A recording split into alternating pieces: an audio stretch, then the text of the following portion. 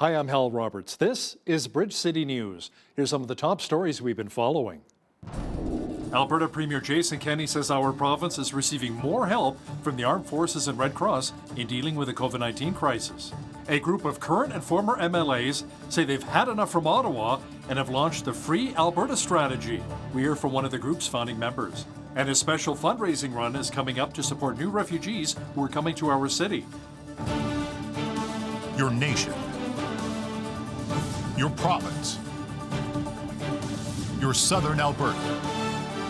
From the heart of Lethbridge, it's Bridge City News with Hal Roberts. Thanks so much for joining us. Premier Jason Kenney says the Canadian Armed Forces and the Red Cross are sending medical staff to our province. Officials say our hospitals have been overrun with COVID-19 patients. Newfoundland and Labrador is also sending a medical team to help in Fort McMurray. Kenney also announced that around 25,000 public sector workers will soon be required to show proof of COVID-19 vaccination. Our province has seen well over 1,000 new cases of COVID-19 per day for weeks, and health officials say intensive care wards are almost twice their normal capacity. An advocacy group tracking COVID-19 cases in Alberta's 2,400 schools says nearly 10% have active outbreaks. Wing Lee of Support Our Students Alberta says she's confirmed 228 outbreaks at schools with around 10% of the students homesick. The province is investigating to see if they're all at home with the virus or other illnesses. Lee says tracking was made available since parents have forwarded outbreak notifications from Alberta Health Services. She says it's time for the province to resume contact tracing. The province says there are now 20,255 active cases of COVID-19 across Alberta. More than 275,000 Albertans have also recovered from the virus. There are 1,083 in hospital and 263 in intensive care with COVID-19. The Edmonton zone leads the way with the most amount of active cases with 5,175. The Calgary zone is next at 4,831. There are 3,989 in the North zone, 3,942 in the Central zone, and here in the South zone, there are 2,295 active cases of COVID-19. In Lethbridge, there are 487 active cases, 169 in Lethbridge County, 176 in the municipal district of Tabor, 59 in the Pincher Creek area, 166 in Cardston County, and in the city of Medicine Hat, there are 660. In the city of Brooks, there are 166 active cases of COVID-19. The province announced its latest $1 million winner from the vaccine lottery. The lucky recipient, Haley Hauk from Sherwood Park. Her name was drawn at random from more than 1.9 million entries that were received. In total, 623 Albertans received lottery prizes, including 3 $1 million cash prizes. Health officials say to date, 83.6% of eligible Albertans have received their first dose of a COVID-19 vaccine, including 74.3% who are now fully vaccinated.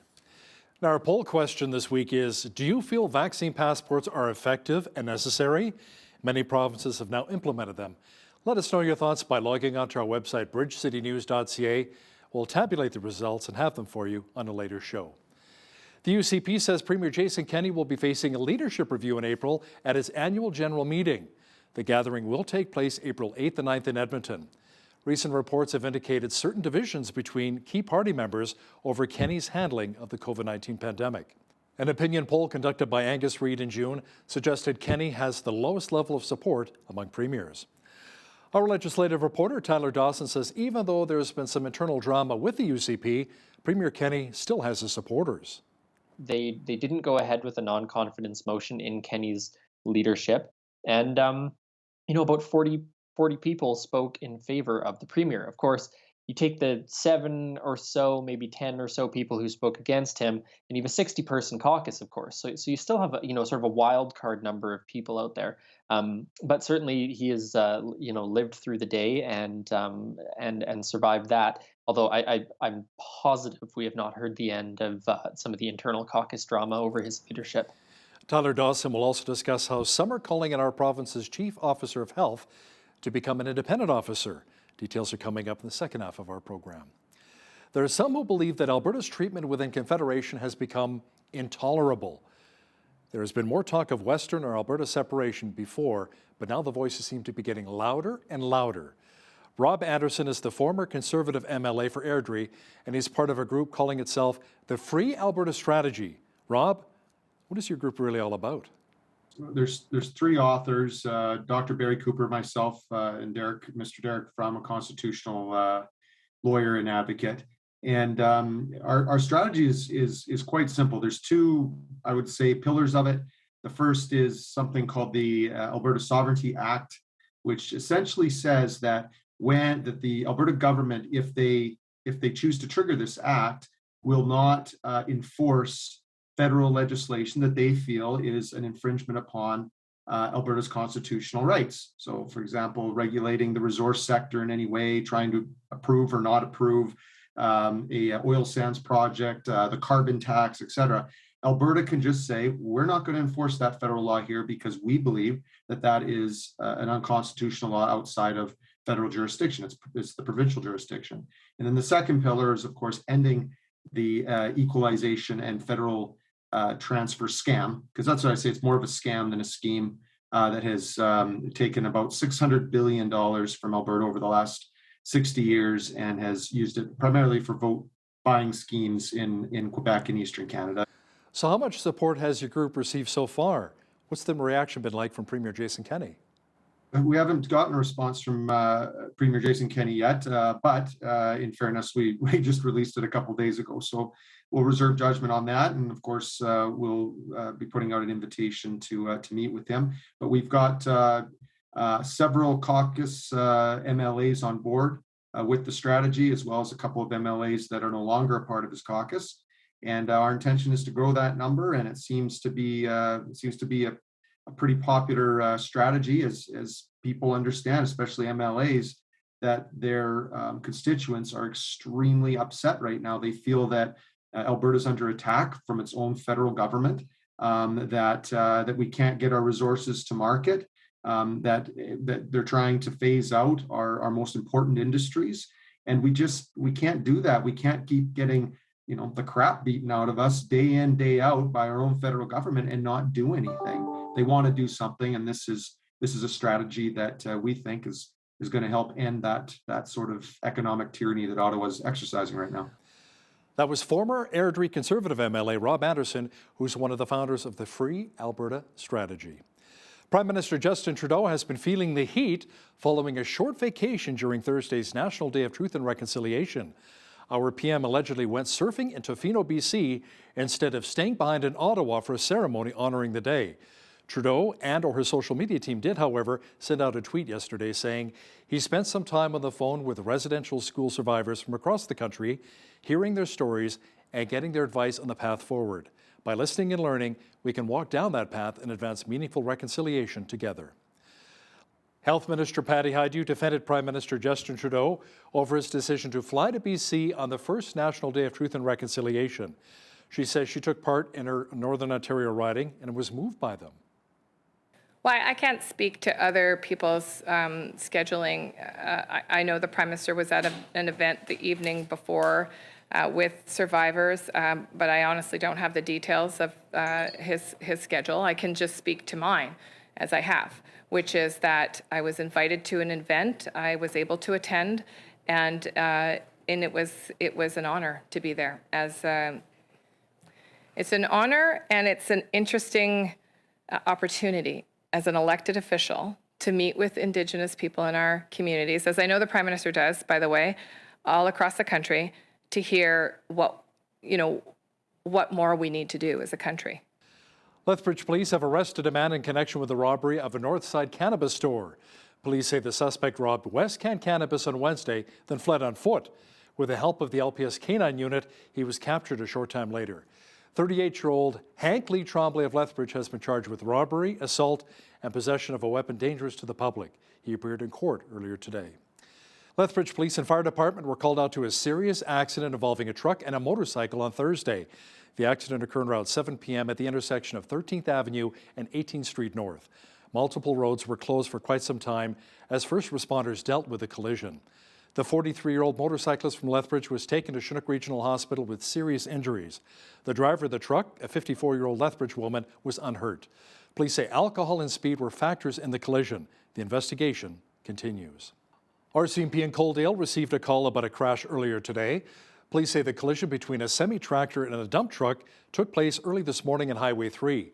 Police say both vehicles were eastbound when the dump truck was merging onto the highway, and the highway tractor was unable to slow down in time, hitting the dump truck. The 39-year-old driver from the semi, who is from Calgary, was taken to hospital in Lethbridge with serious injuries. The 49-year-old male driver from Coaldale was not injured. He does, however, face charges including failing to merge safely under the Traffic Safety Act. The Alberta government announced it is investing $5 million to help 500 unemployed Albertans to get their Class 1 driver's license. The grant is part of our province's recovery plan, which will help Albertans develop the skills they need to become a professional truck driver. Officials say the grant will cover around $9,000 or around 90% of the cost of the mandatory entry-level training program drivers are required to take before they can do their commercial carrier road test. All driver training and testing through the grant program must be completed by the end of March 2022. A committee from the University of Lethbridge is hosting a walk and run on October 2nd for a good cause. The Ride for Refuge will raise funds for refugees who need access to education and economic opportunities. As Micah Quinn explains, the team is hoping to raise over $500. Organizers of the Run for Refuge event, Emily Mertens and Yaman Raza, say you can ride, walk, or run at Nicholas Sharon Park on October 2nd to raise money for the World University Service of Canada, or in short, WUSC. So all our funds go to the general organization, and we as a committee, as a local committee, get some of those funds back. It is a little bit of an informal event, just kind of getting our feet wet with getting back into events with COVID. So we're not entirely sure who's coming, but we're excited to see. WUSC helps raise money and sponsors refugee students to study at local universities. In this case, the WUSC ULETH Local Committee is sponsoring a refugee student. So this year, we have a refugee student that we are sponsoring, and so we work with her to get comfortable, meet new people, get situated in her classes and things like that. So far, the committee has raised over $1,000, surpassing their fundraising goal of $500. Yeah, it's super exciting. We're hopefully wanting to increase that goal even more, maybe to 2,000 or 3,000, and so we're encouraging people to donate, and they can tag us on social media and we can share their pictures. Also, they can donate to us virtually, which will help raise money for WUSC. For more information on the Ride for Refuge, you can visit WUSC ULETH on Facebook. For Bridge City News, I'm Micah Quinn. Fall colors are in the air at the Nikiyuko Japanese Garden in Lethbridge. This weekend is the last time you'll be able to head over to the garden for the season. There are some final events being planned, including Anime Saturdays and Sumo and Samurai Sundays. Marketing and events manager for the garden, Melanie Berdusco, says the organization has seen an increase in visitors this year despite the pandemic. Obviously, we are a mostly outdoor experience, so we've been able to continue offering a lot of the same experiences. We've also added quite a few new experiences this year. We had Shakespeare in the Garden, and that sold out for 3 nights. We had our Gin and Juniper tasting nights with Andrew Hilton. Those nights were all sold out. And then we offered our picnics again this year, and we had more than 100 of those sold over the summer. And that's a great local partnership with Mocha Cabana, using local food providers here in the area. October 3rd will be the last day you can make it out to the garden, and the final attendee will be allowed inside at 5 p.m. The garden will then close and prepare for the Winter Lights Festival. Are you looking for a fun way to spend the weekend? Well, a kids entrepreneur market will be taking place on Saturday. It will consist of 26 kid vendors ranging in ages from 4 to 14. The market runs from 10 till 3 at the Lethbridge Fish and Game Association hut in Kinsman Park. Organizer Judy Meyer says she thought it would be a great way to give kids a space to sell and show off their creations. COVID taught us things that we didn't realize what we could do for some aspects. Some people learned to cook, some people learned to do other things because we couldn't go anywhere. And these kids got mixed in that shuffle, and they turned out learning or doing amazing things, and I just wanted them to be recognized for that. And why not? You know, and make a little money on the side. There is no kid market. It's all adult based. So give them their day. A $5 barbecue will also be taking place, with proceeds going toward Rise Above Mental Health. More school districts in British Columbia are overriding Provincial Health Officer Dr. Bonnie Henry and bringing in mask mandates for kids from kindergarten through grade 3. Burnaby is the 3rd district to announce it will be extending its mask policy behind Vancouver and Surrey. The Burnaby district says it came to the decision after meeting with the medical officer of health for Fraser Health. Officials said masks are an effective layer of protection for students when dealing with the COVID-19 virus. The Saskatchewan Party says a longtime member of the legislature has resigned after misrepresenting her COVID-19 vaccination status. Nadine Wilson will now sit as an independent. It's unclear if she remains as the member for Saskatchewan Rivers, where she was first elected in 2007. A news release from the caucus says all remaining Saskatchewan Party MLAs are fully vaccinated. It appears as though the honeymoon is over for many Americans and U.S. President Joe Biden. A new poll by the Associated Press Nork Center for Public Affairs Research says Biden's popularity has slumped. His approval rating is now under 50%. With his White House facing a series of challenges both at home and abroad, President Joe Biden's once solid public approval numbers have hit a slump. A new poll by the Associated Press Nork Center for Public Affairs Research shows Biden's approval rating dropping to 50%, the lowest of his presidency. The survey also shows that just 34% of Americans now say the country is headed in the right direction. That's down from about half who said that during Biden's early months in the White House. To the extent that he had any kind of warm feelings or optimism in relation to his presidency, or benefit of the doubt perhaps that people might have been wanting to give to him, that's gone now. The falling numbers follow a chain of crises for the president, from a tumultuous withdrawal of U.S. forces from Afghanistan to criticism of his handling of thousands of migrants converging on the southern border and a resurgence in COVID cases. They also come amid a showdown with Congress that threatens to derail Biden's domestic agenda. He looks like he can't even get enough Democrats to fall in line to get this thing over the finish line. And so it just makes the entire Democratic operation look a little incompetent, fairly or unfairly. And Biden, is going to take the biggest heat for that. The White House shrugs off the recent downturn in polling numbers as a side effect of the country's challenging times. I think the country is going through a lot right now. There's a great deal of anxiety. We understand that. But our objective is to keep pushing his agenda forward and keep making their lives better and, look at that over the long term. One of the brighter spots for Biden is his handling of the coronavirus pandemic. While public approval on the issue is still down from where it was as recently as July, some 57% of Americans approve of the president's performance on the COVID crisis. Kelly Daschle, The Associated Press. Now here's something you don't see every day, a crocodile that leapt out of the water and snapped up a drone in Australia. A film crew was shooting at a lagoon in the northern city of Darwin when the incident occurred. So I got the drone up over a small lagoon at Crocodiles Park, and all the crocs were really skittish. But there was one crocodile in particular that was holding its ground and really eyeballing that drone. I thought, great, I'll use this fellow. He's in a stationary spot. I can get some decent shots of him. I lined the drone up and moved over the top of him. And as I was doing that, I looked up towards the lagoon and saw a crocodile vertical out of the water and heard the great clamping noise of a crocodile's jaws coming together. And looked down at my controller, and sure enough, it was blank screen and no connection. I thought, oh wow, that was a brand new drone. This is going to be a really hard one to explain to the boss. That is one expensive bite. Watch out for those crocs. Well, we had another gorgeous fall day here in the Windy City, and the warm temperatures will continue with a nice weekend shaping up. Full weather details are on deck. This is such a beautiful time of year with all the leaves changing colors, the oranges, the reds, the yellows, the browns. Now, the only issue here in Lethbridge is a strong wind which blows them off so quickly. You blink and you may miss all of the wonderful color. Tonight, expect those legendary winds to increase with a low near +1. Tomorrow, mainly sunny with a high expected near 22. Sunday, a mixture of sun and cloud with a high near 22 again. Monday, mostly cloudy with a high near 24. Even warmer on Tuesday with a high expected near 25. A low pressure system returns on Wednesday, bringing more clouds, rain, and a high of only 13. More showers expected on Thursday with a high of 10 degrees. Now, the average high for this time of year is 18 degrees and an average low of 3. The highest temperature of the state was recorded in 1957 at 30 degrees, and the record low was a very chilly -9 in 1950. Sunrise was at 7:31, sunset at 7:10 p.m. Let's see how things are shaping up across the country for tomorrow now. It should be mainly cloudy and 15 degrees in Victoria, BC. Clouds mixed with sunshine at 14 for Vancouver.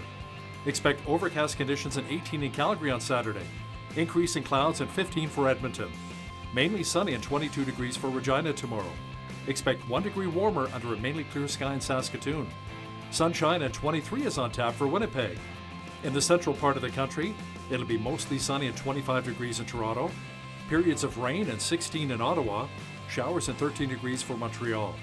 In Atlantic Canada, there's a good chance of showers and 15 for Fredericton, New Brunswick.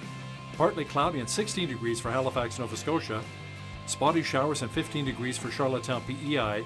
And in St. John's, Newfoundland, expect light rain and a high near 16 degrees for tomorrow. The Alberta government says its 25,000 public sector workers will soon be required to show proof of COVID-19 vaccination or regular negative tests for the virus. The employees must be fully vaccinated by the end of November. If not, then they'll have to show negative tests paid out for out of their own pockets. Staff who refuse to comply will not be fired, but will be placed on unpaid leave.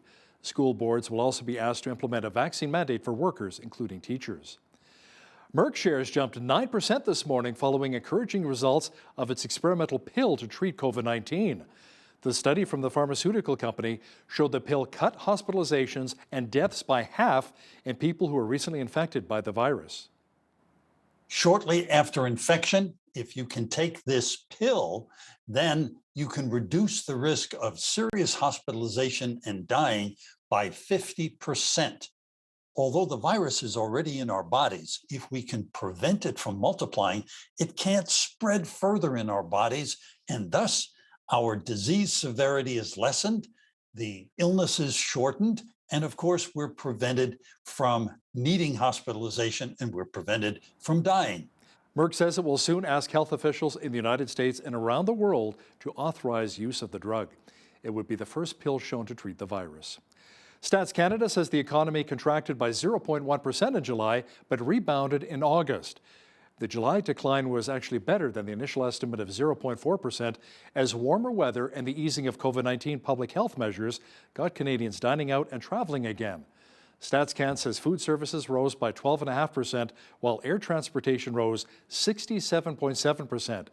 That was more than offset by declines in agriculture and manufacturing. Its initial estimate for August suggests a return to growth of 0.7%. Interact says it has signed a deal to acquire exclusive rights to Secure Key Technologies' digital identification services in Canada. Financial terms of the agreement were not immediately known. Interact says Secure Key will help its building of a national network that will allow people to securely share and verify their identity information digitally. Secure Key also partners with most of Canada's largest banks. Now, here's a look at today's markets. The TSX was up 80 points on the day to finish at 20,151. The Dow was up 482 points to 34,326. The S&P 500 was up 49 points to 4357, and the Nasdaq was up 118 points to 14,567. West Texas Intermediate Oil was up 85 cents to 75.88 US per barrel.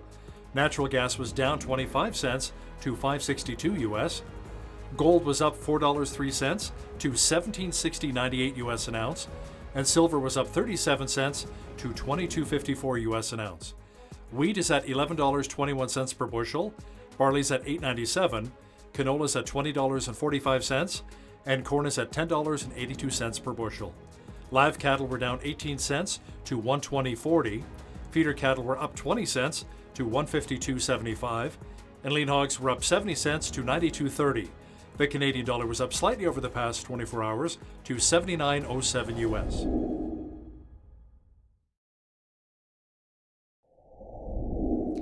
Recapping one of our top stories this hour, the UCP says Premier Jason Kenney will be facing a leadership review in April at its annual general meeting. The gathering will take place April 8th and 9th in Edmonton. Recent reports have indicated certain divisions between party members over Kenney's handling of the COVID-19 pandemic. Coming up, our legislative reporter Tyler Dawson will discuss why the Alberta energy sector is celebrating right now. But first, here's a look at what's happening in and around your community. Here's today's Bridge City News community calendar. Are your kids budding entrepreneurs? Here's a great chance to encourage their business skills at the Kids Entrepreneur Fall Market taking place Saturday, October 2nd from 10 a.m. to 3 p.m. at the Lethbridge Fish and Game Hut. Presented by Judy Sackle-Meyer of JC Baking and Crafts, and rise above mental health and community supports, the fall market will feature all handmade items created by local children, such as bath bombs, jewelry, animal portraits, and so much more. For details and to register a table for your child, email judysackle71@gmail.com. Lethbridge Sport Council's Outdoor Roving Gyms program is taking place Wednesdays at Henderson Lake Park and Thursdays behind the Nicholas Sharon Arena from 10 to 11 a.m. This program is for kids ages 5 and under and their caregivers. Come and enjoy an hour of fun and get active. Pre-registration is required and space is limited. For details and to register, visit lethbridgesportcouncil.ca/roving gyms. And that's your Bridge City News Community Calendar. Alberta Premier Jason Kenney survived an apparent attempt to overthrow his leadership. At a caucus meeting last week, a number of MLAs spoke out against his leadership, but many others also spoke in his favor. With details, we're joined now by our legislative reporter and the Alberta correspondent of the National Post, Tyler Dawson, joining us from Edmonton. Tyler, Premier Kenney is now saying the United Conservative Party is united once again. We will have to see how long that lasts. As you said, there was a caucus meeting last week, and there were all these rumors sort of circulating beforehand that suggested he was going to, to take a knife and that the caucus was going to bring him down. And of course, people will remember that this is how, it's gone for pretty much everybody. Ralph Klein dealt with this, Alison Redford dealt with this, Jim Prentice less so, but Ed Stelmach as well. Every Conservative leader, it seems to have problems in their caucus. And as it turned out, they didn't go ahead with a non-confidence motion in Kenney's leadership. And, about 40 people spoke in favor of the premier. Of course, you take the 7 or so, maybe 10 or so people who spoke against him, and you have a 60-person caucus, of course. So you still have, sort of a wild card number of people out there. But certainly he has, lived through the day and survived that. Although I'm positive we have not heard the end of some of the internal caucus drama over his leadership. So when Rachel Notley was premier with the NDP, did she run into non-confidence issues as well with her leadership? If she did, it was certainly not a very leaky ship. I have no memory of her facing issues like that. I mean, I can think of a few times when she faced some sort of internal drama. For example, there was the sexual misconduct scandal that sort of rocked her caucus a little bit that I think was problematic for her leadership. But in terms of people, sort of fully turning on her and demanding she resign, I can't think of an instance of that in the time that she was premier. Okay, let's circle back to Premier Kenney for just a moment here. And there is likely a leadership review of Premier Kenney coming up, I believe, next spring. Now, the timing is not clear, nor is the format, but some constituency associations are not placated and still want it to happen sooner rather than that. That's right. So one of the outcomes of this sort of caucus drama was that Jason Kenney spoke to the party executive and said, I would like a leadership review and let's hold it in the spring. Now, everyone is sort of assuming that means it's going to be at the party's annual general meeting in March. But of course, spring doesn't end until summer starts, which is June 21st or something like that. Right. So there's a little bit of wiggle room there for the premier and his loyalists if they so desire. But the constituency associations have some power over all of this, given some of the sort of internal wizardry of the UCP constitution and laws and stuff like that. So there are still some people who are agitating, trying to get over the threshold of constituency associations that want a review to happen sooner, and that could potentially force a review to happen sooner. Whether or not they get to that threshold, whether or not any of those things happen, of course, is still up in the air. But at this point, we can say with, some degree of certainty that Jason Kenney is going to face a leadership review in the spring and perhaps even sooner than that. But who would be strong enough to actually lead the party outside of Jason Kenney? And strong enough to, fight Ottawa or to face Justin Trudeau head on?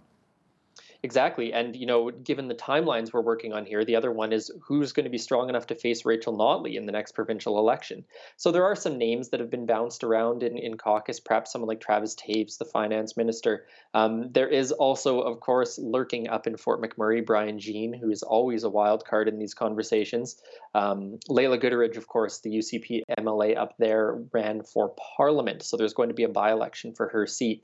And it's all speculation at this point, but you could, depending on what the caucus and party drama looks like, you maybe could see Brian Jean come back. Of course, he ran for leader of that party against Jason Kenney at the beginning of the UCP. So a couple candidates out there, but yeah, you're looking at you're looking at someone who needs to come out of the pandemic and straight into a provincial election, pretty much, and that's a big task for whoever takes over, if indeed someone takes over. That would be something, absolutely. Now, there's a movement afoot, Tyler, in our province led by former Airdrie MLA Rob Anderson and independent Medicine at Cypress MLA Drew Barnes called Free Alberta Strategy. What is it all about, and what do they hope to achieve? It's sort of another iteration of some of the Western alienation Alberta independence stuff. Now, viewers of a certain age will perhaps remember the Sovereignty Association proposal that was in Quebec in what must have been 1995.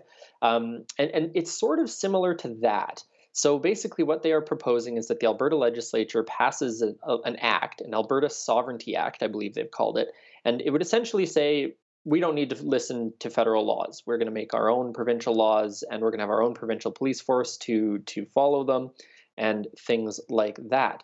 Now, of course, that would lead to presumably some sort of a constitutional crisis, but it is, I would say, notable because the Western alienation thing that we were all discussing, a year and a half ago, 2 years ago, seemed to have really faded out during the pandemic, and this has now come sort of roaring back. And of course, in a couple weeks' time, when the municipal election comes around, there's going to be the referendum on equalization. So it's good timing, I think, on this group's part to bring these things back up for conversation. But not to be too long-winded with you here, the other thing is that we just had a federal election, and we had the Maverick Party running on, a very sort of pro-Alberta sort of platform, and they didn't do very well. So it does sort of make you wonder just how high the wave is right now on Western alienation. So it's just another factor to consider in all this. Tyler, some good news for the oil and gas sector, our energy sector here in the province. Enbridge's Line 3 will be in service soon. Now, it took 8 years, but the 1,700-kilometer stretch of pipeline from Alberta to Wisconsin will be carrying around 370,000 barrels of oil per day. Now, this is one important pipeline that Alberta was banking on. That's right. So Jason Kenney and Energy Minister Sonia Savage were talking about this on Wednesday, sort of saying how important this is going to be for Alberta's recovery and what good news it is for Alberta. And of course, you're right. There are 3 pipeline projects that everyone's sort of banking on. There's Keystone XL, the Trans Mountain Expansion, and Line 3. Of course, Keystone XL is dead. TMX, now owned by the federal government. Construction is ongoing on that. But this is, of course, Line 3 is going to be up and running by October 1st, which is a big deal for the energy sector, which has been dealing with these sort of takeaway capacity issues for, it's got to be two, maybe 3 years now, maybe even longer. The province has put forth legislation that will ban protesters from blocking the entranceways at hospitals and other healthcare facilities. Now, it was all done under the Critical Infrastructure Act that was actually introduced in 2020. Can you really explain how it works and how it will help our healthcare providers? So the act basically was created at the height sort of the protests and rail blockades and whatnot against pipeline construction. And the idea was that there's critical infrastructure in Alberta, and if you sort of blockade it or protest it, this act sort of gave police some additional powers to remove protesters. Now, of course, there are other laws that can apply in these circumstances, trespassing laws and intimidation laws and things like that exist in the federal criminal code. But this is, some additional provincial power. Now, what we saw a few weeks ago were protests outside of hospitals around the province, really, a couple of big spontaneous ones, and then, a couple others that sort of fizzled out. But there was a real worry that these protests were going to be really, really big. There were some reports of people being blocked trying to get into hospitals. We saw in Toronto, I think it was, where ambulances were struggling to get through.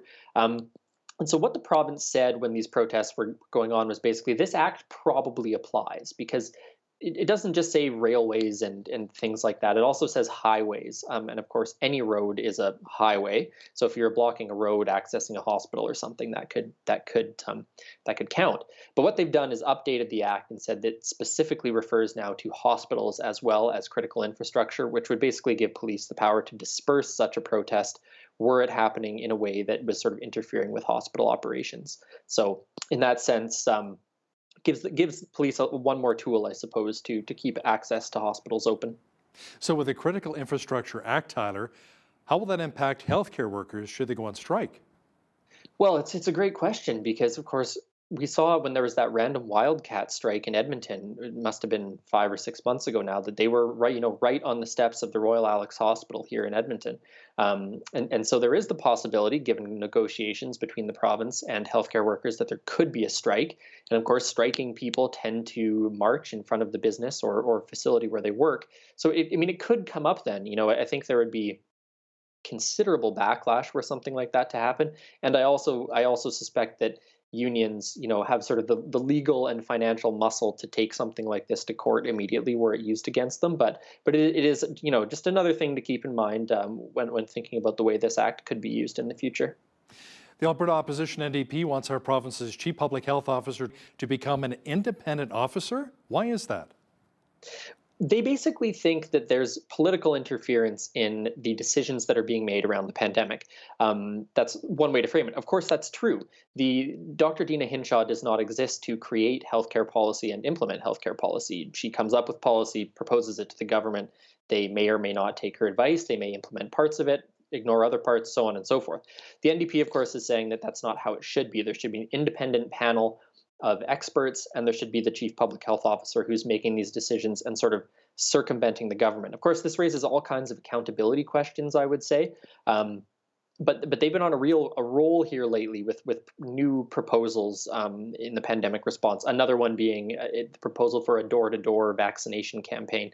So as we've talked about before, the NDP really working hard during the pandemic to come up with ideas and make the UCP look bad in the press.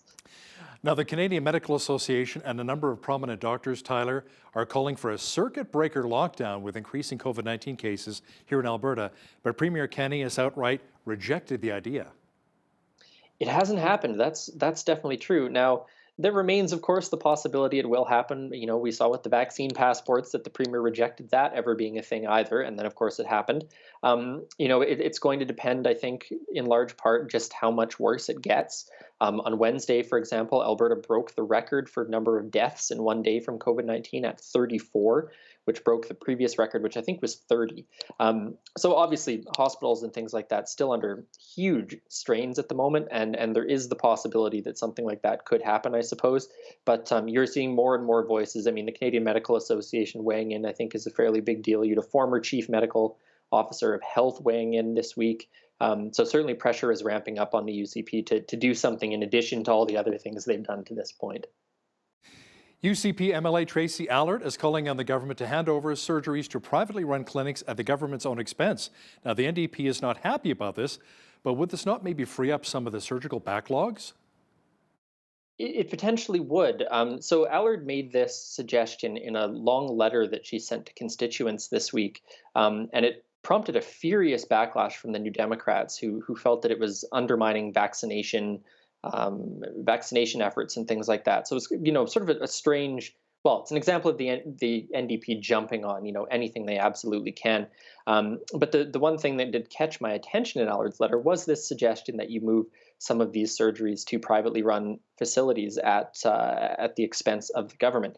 There's no indication yet that the UCP is going to go that way, but certainly the delays in surgeries that have been made to sort of free up space for COVID patients is something that's on a lot of people's minds, and could be a move that the government takes to try and alleviate some of the political pressure on them.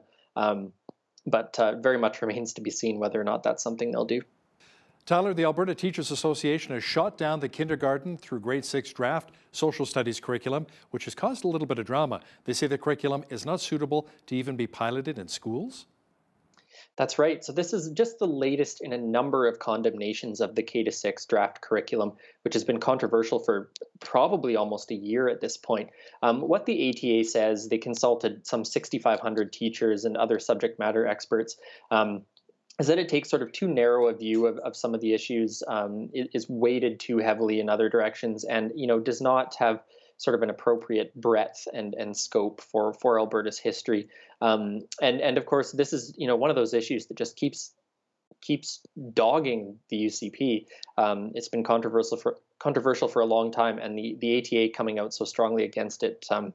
You have to wonder how the government's going to manage to continue with this curriculum, because it's near impossible to even find a defender of it at this point. Yeah.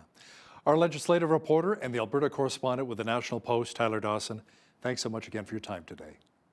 Always a pleasure, Hal. Well, some Canadians think that religion is helpful for the country, but there are others who would disagree.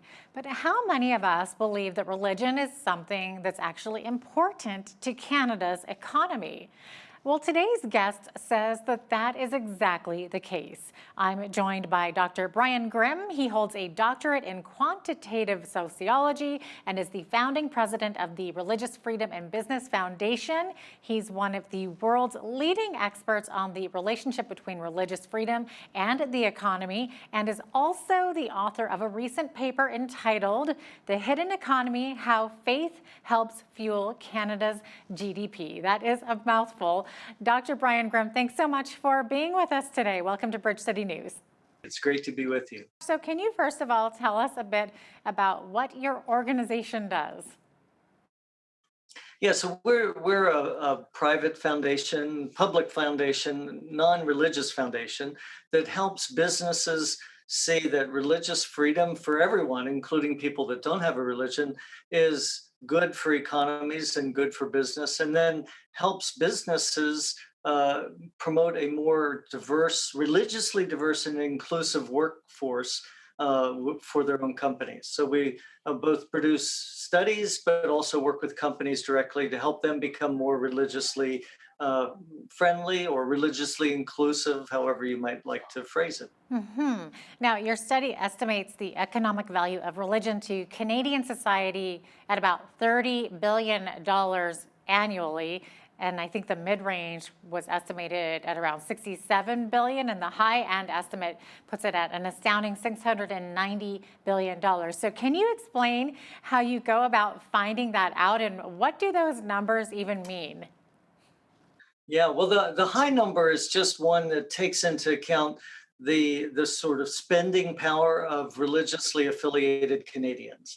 So that's just a reference number. That's what their household income is. The households of families that are religious have that much spending power. So that's not really the one we focus on. The middle range is the one that we do focus on. And just to put that in context, that would the religious economy of Canada would make it a larger economy than 110 countries in the world. So it would be like the 72nd largest economy in the world if you think of national GDP. So that's no small number.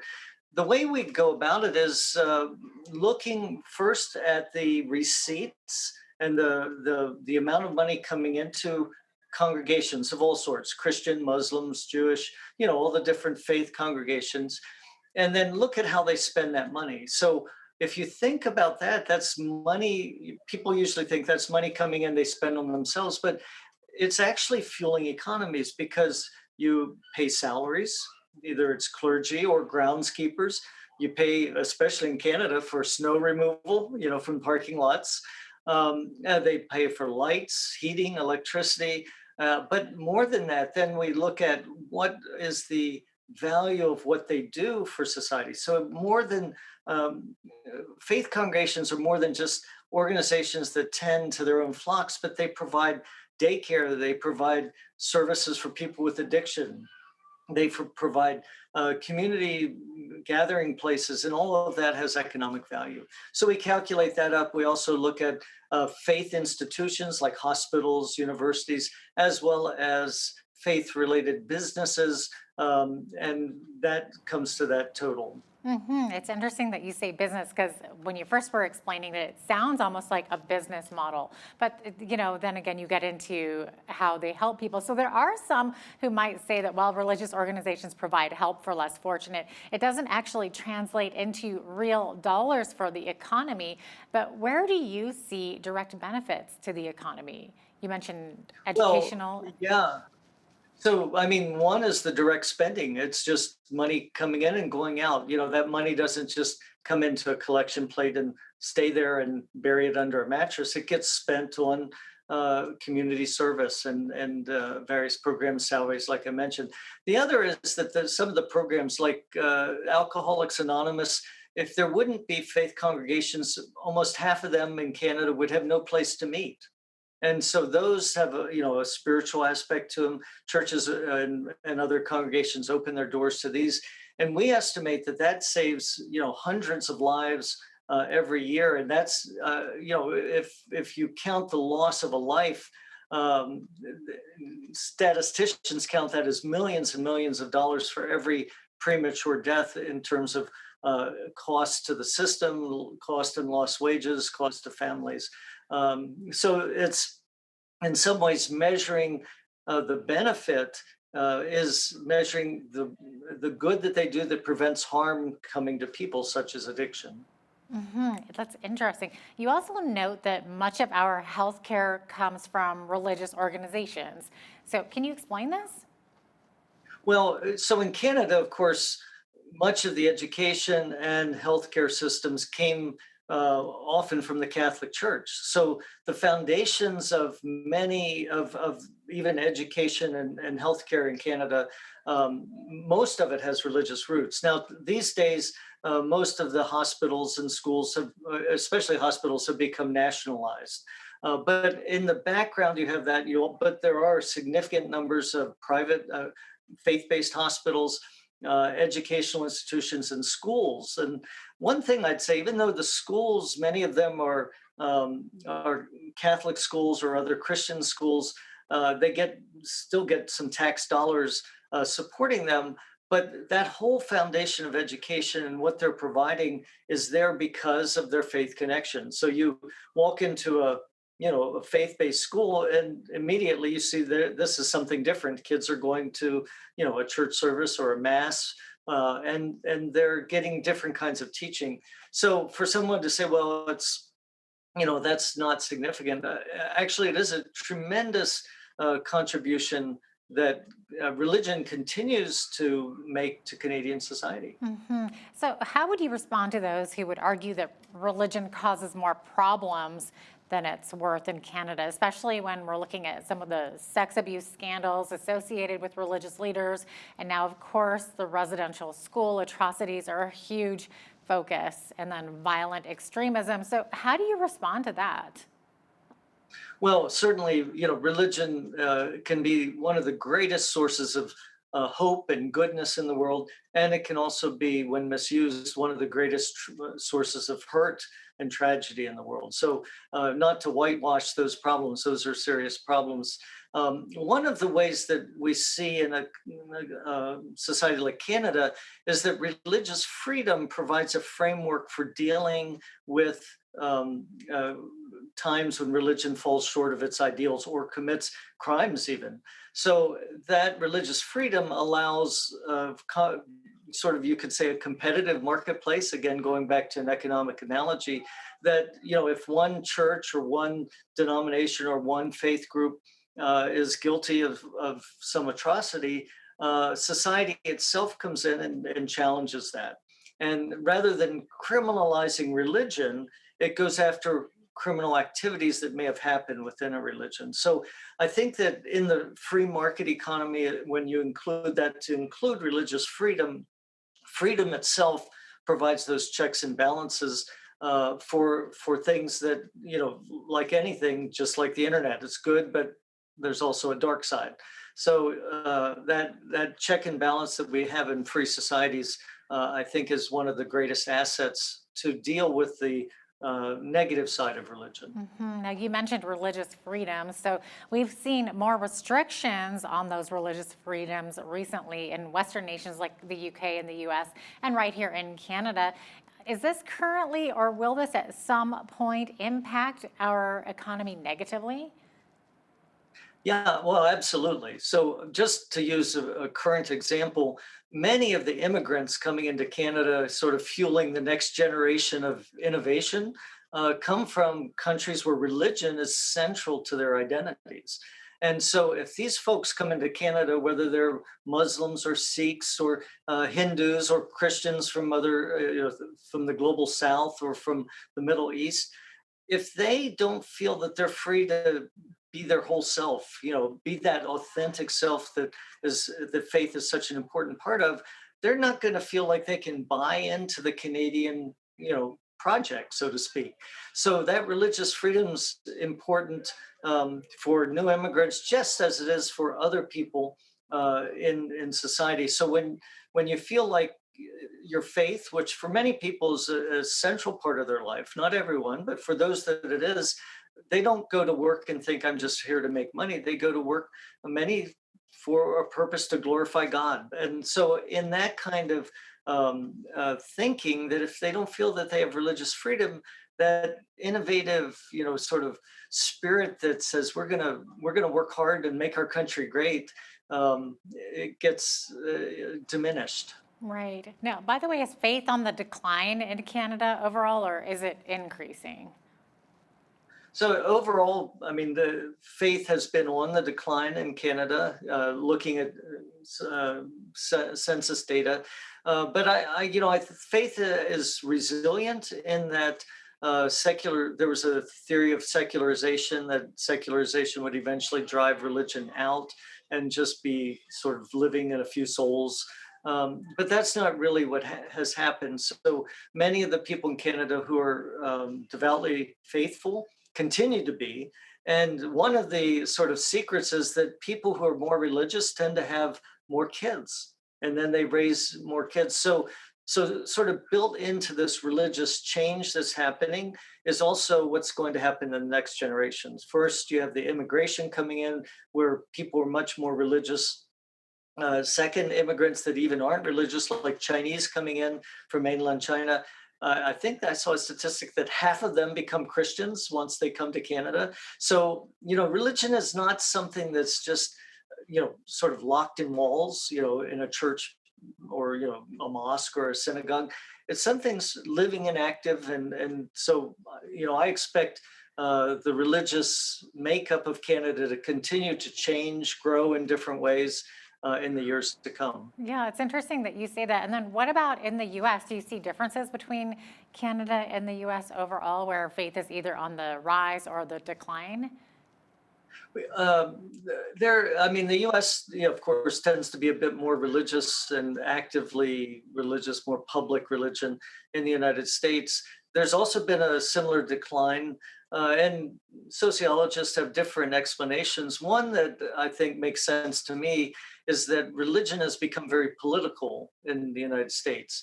So it becomes a hot button issue. If you're following the news, the U.S. Catholic bishops are, debating whether or not Joe Biden should be allowed to take communion, receive the Eucharist, and that's political. So and Joe Biden's response was, well, for me, my faith is not politics. My faith is, what sustains my soul. So I think that the question of the future of American religion is wrapped up in the degree to which faith can sort of reclaim that soulful ground rather than a political ground. And I think that will bring have more people interested in faith. But when it becomes political, it becomes divisive, and that doesn't really bode well for the future of religious growth. Yeah, it just seems like everything these days are becoming so political. It's ridiculous.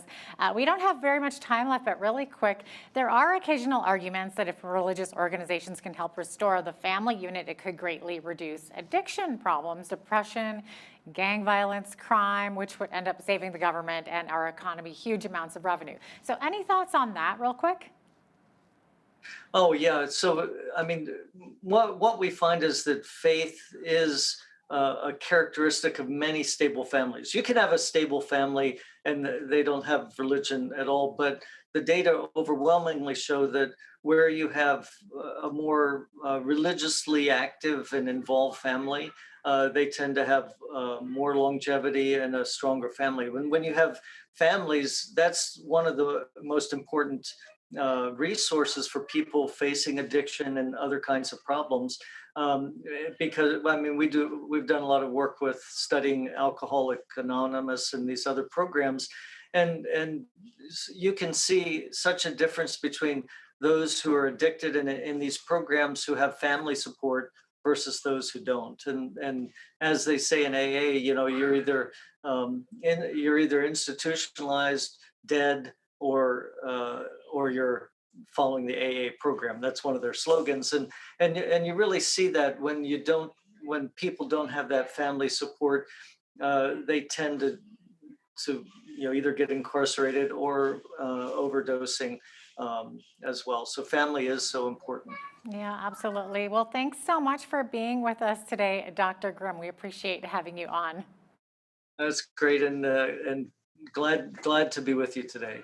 Absolutely. Dr. Brian Grimm is the founding president of the Religious Freedom and Business Foundation and the author of a recent paper entitled The Hidden Economy, How Faith Helps Fuel Canada's GDP. I'm Jeanette Roche on behalf of all of us here at Bridge City News. Thanks for watching.